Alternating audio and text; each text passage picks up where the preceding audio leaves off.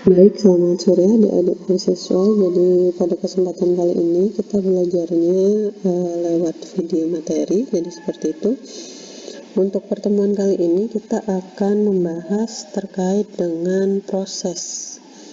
Jadi seperti yang sudah dijelaskan bahwa sebelum UTS sebenarnya proses ini sudah saya berikan kuliahnya, yaitu proses 1. Kemudian di minggu lalu ada proses 2 dan 3. Kemudian yang terakhir terkait dengan proses itu ada proses 4. Jadi proses 4 ini akan mengajarkan kita atau kita belajar bersama-sama mengenai metode atau method. Jadi seperti biasa untuk scope of discussion-nya ada 3 bagian. Jadi basic material, kemudian development, dan reading and translation. Jadi untuk material sendiri ini ada yang namanya tool used by tradesmen. Jadi tools apa atau alat apa yang digunakan oleh tukang gitu ya. Jadi seperti ini tool used by tradesmen. Jadi di sini ada berbagai macam alat yang bisa kalian lihat di kiri. Kemudian di sini ada contoh-contoh soal gitu. Kemudian di sini juga ada beberapa hal yang saya artikan. Jadi tidak semua, ini hanya contoh saja. Jadi di sini ada lamp hammer and bolster, scoop, kemudian trowel, kemudian shovel, plane, kemudian brace and pit, mallet and chisel, pincer, spinner, hacksaw, ini gergaji, kemudian screwdriver. Jadi ini ada lubang. Kemudian di sini ada cable shears, kemudian wire strippers, jadi stang untuk kabel gitu ya.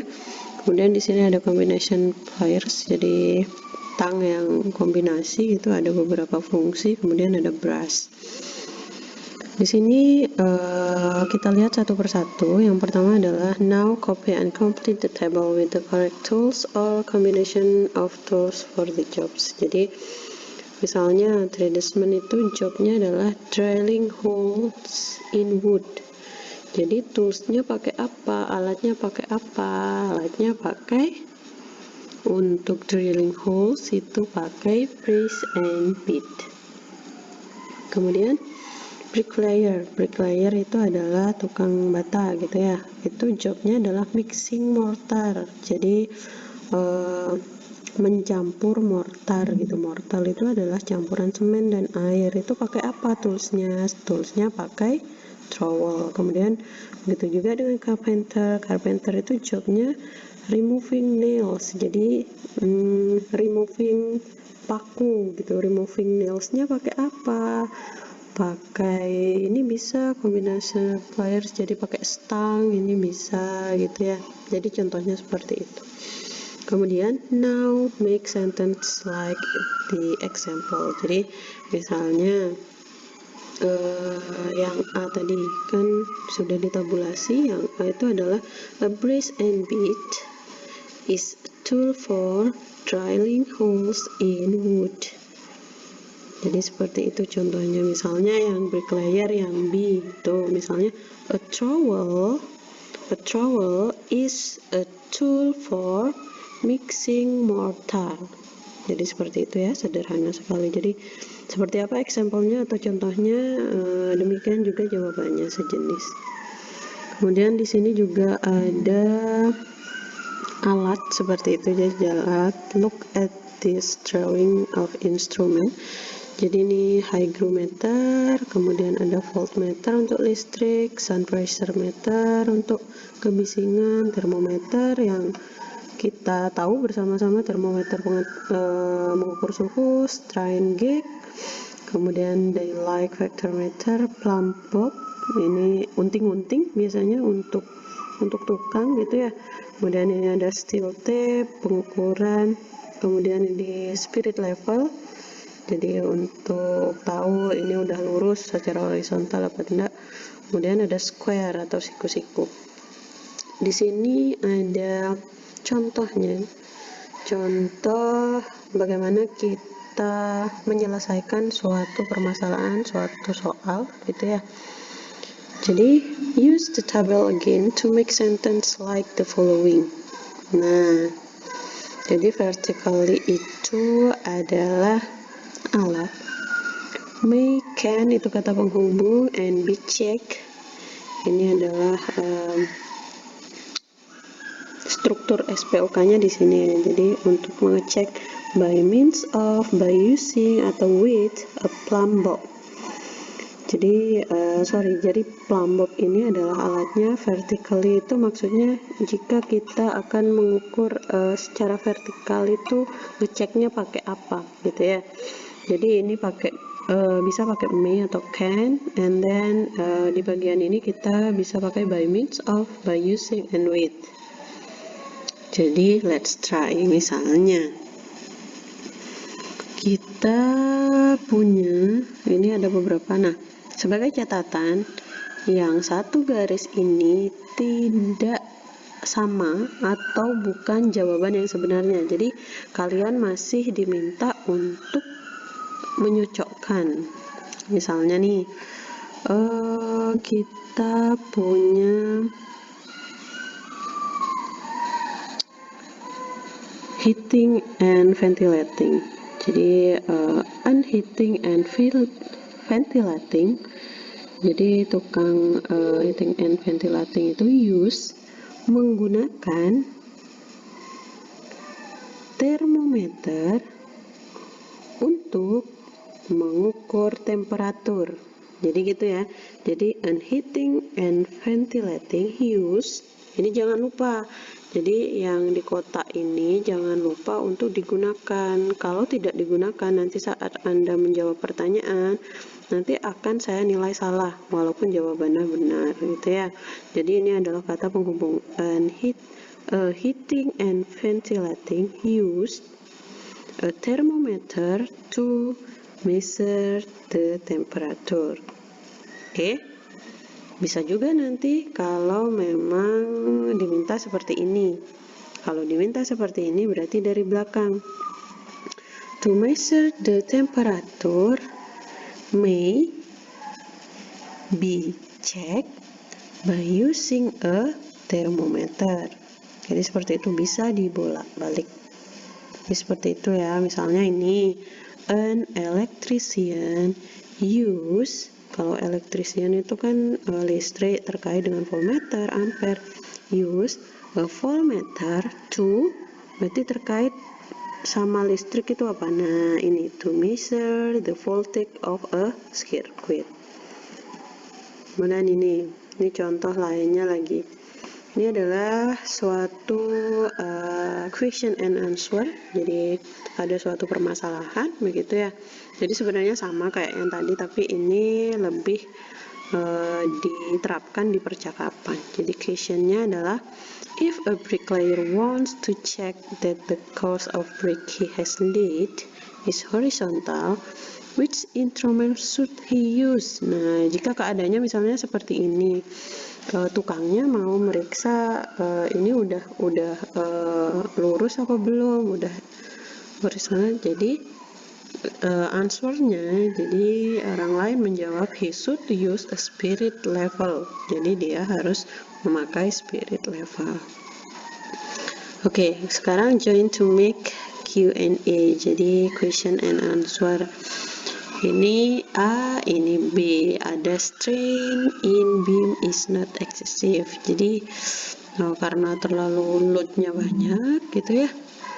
Jadi ini seharusnya memakai alat apa? Kan ada di depan. Alatnya adalah strain gauge.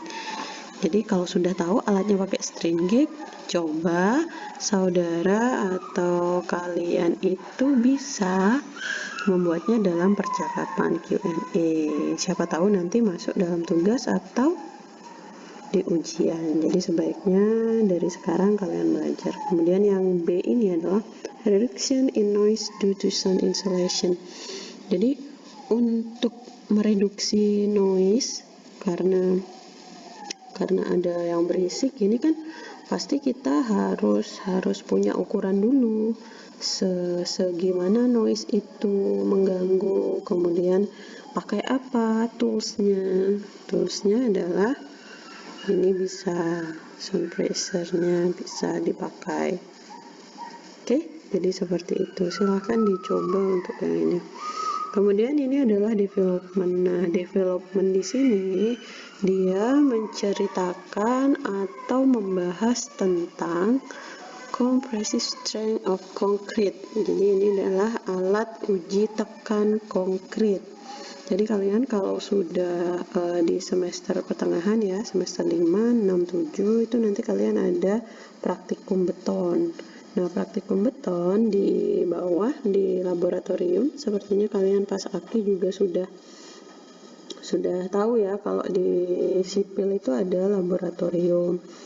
Nah, salah satunya kita punya yang namanya mesin uji kuat tekan beton. Nah, ilustrasinya atau potongannya seperti ini kurang lebihnya. Jadi di sana ada pala, pump, oil pipe, kemudian pressure gauge-nya. Jadi apa yang kalian dapatkan itu nanti bisa dibaca di gambar ini. Kemudian ini levelnya, kemudian plate A, ini spesimennya dari sini, plat B-nya di sini. Nah, untuk benda ujinya biasanya diletakkan di tengah di sini. Jadi di sini ada penjelasannya, kemudian ada sedikit translate yang saya sediakan di sini, mungkin akan berbeda ya, karena ini translate secara umum, nanti disesuaikan. Jadi setiap campuran itu pasti beda-beda gininya, kuat tekannya seperti itu. Kemudian hasilnya adalah ini, ceritanya adalah dari apa yang diceritakan di sini ada hasil gitu ya. Di sini ada hasil. Jadi mix desainnya itu ada A, B, C, kemudian proporsi semen, ini proporsi semen, ini proporsi untuk pasir, dan ini untuk agregat atau kerikilnya. Kemudian ada yang namanya nanti di campuran beton itu water semen ratio. Jadi perbandingan kadar air semennya. Jadi nanti kalian di semester 2 atau 3 nanti akan dapat teknologi beton seperti itu ya. Jadi kalian harus paham water ratio itu apa. Kemudian strength ini adalah kekuatan dari benda uji itu, dari hasil kuat tekan oleh alat tersebut. Kemudian mix with, nah ini adalah campuran yang ini ditambah lagi 30% water. Jadi semen rasionya jadi seperti ini. Kemudian untuk strength-nya ini lebih rendah lagi. Jadi faktor air semen itu sangat berdampak pada kekuatan beton. Itu adalah pesan tersiratnya. Jadi kalau dilihat di sini, kalau airnya bertambah, ternyata kekuatannya berkurang seperti itu ya. Jadi ini adalah contoh-contohnya. Kemudian ini persentase reduksinya ya, 33% itu dari 34 jadi 23. Kemudian yang B dan C kalian tuh suruh ngitung, maksudnya dari 20 sampai ke 11 itu berapa persen, kemudian dari 10 sampai menjadi 5 itu berapa persen, seperti itu. Sangat sederhana sebenarnya ya. Jadi kalau nanti belum paham terkait apa yang saya sampaikan, silahkan di play lagi untuk video ini. Kemudian ini adalah divide. Divide itu adalah bagi. Ini jadi now divide the report of the experiment above into section with the following heading. Jadi kalian diminta ini paragraf ini, penjelasan ini dibagi. Jadi resultnya itu apa? Resultnya itu dijelasan, explanationnya atau penjelasannya apa, aparatusnya itu alatnya apa, kemudian conclusionnya, kesimpulan itu seperti yang saya sampaikan tadi. Kalau rasionya air semennya itu lebih banyak, itu akan lebih sedikit untuk kuat tekannya. Kemudian prosedurnya seperti apa, langkah-langkahnya seperti apa, kalian bisa lihat di paragraf ini, penjelasan ini. Kemudian sebenarnya tujuannya apa sih gitu ya, kenapa harus ada mix design yang A, B, C, itu tujuannya untuk apa gitu. Jadi kalian harus bisa memecah suatu pernyataan yang panjang, suatu diskusi terkait dengan penelitian. Kalau ini kan penelitian gitu ya, kalian tuh bisa mendivide atau membagi sebenarnya sih result itu apa, explanation. Nah, kalau satu paragraf kemudian ada hasil, ini kan jadi satu. Kalau kita mau hematnya gitu ya, apalagi kita baca punya orang gitu, alangkah baiknya kita sudah membaca, oh resultnya ini, explanationnya ini, aparatusnya ini, conclusionnya ini, prosedurnya, purpose-nya ini gitu. Jadi arahnya ke sana, arahnya adalah ke sana. Kemudian oke. Untuk di proses yang hari ini adalah proses yang terakhir. Jadi terkait dengan metode atau metode, itu adalah materi terakhir tentang proses, seperti itu. Jadi kalau memang ada pertanyaan silahkan di grup WA boleh, atau di video ini juga boleh. Jadi jangan lupa untuk menerangkan nama saudara, kemudian NIM saudara di kolom komentar. Jadi seperti itu ya. Jadi jangan lupa untuk komen di situ.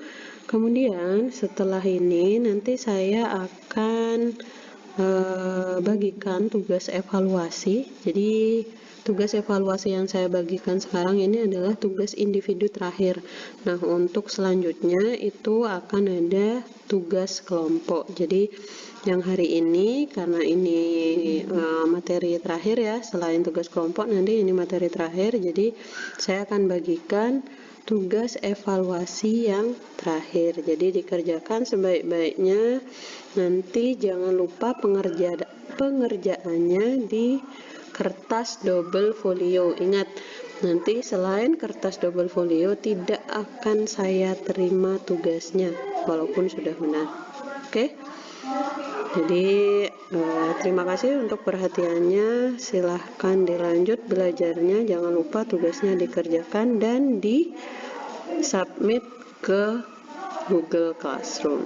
Jadi terima kasih, selamat malam, selamat belajar, dan sampai jumpa minggu depan.